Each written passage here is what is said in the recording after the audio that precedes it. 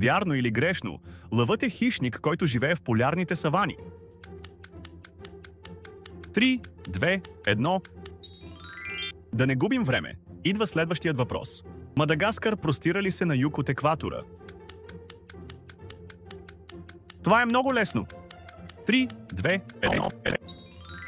Отлично. Повишаваме трудността. Как се нарича науката за изследване на звездите, планетите и космоса?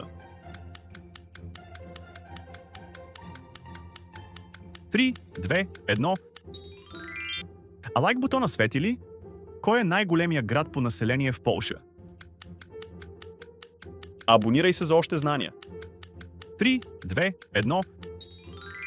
И последният въпрос. Заливката за мусака се прави с кисело или с прясно мляко? Жирафчета, помислете и напишете отговора в коментарите.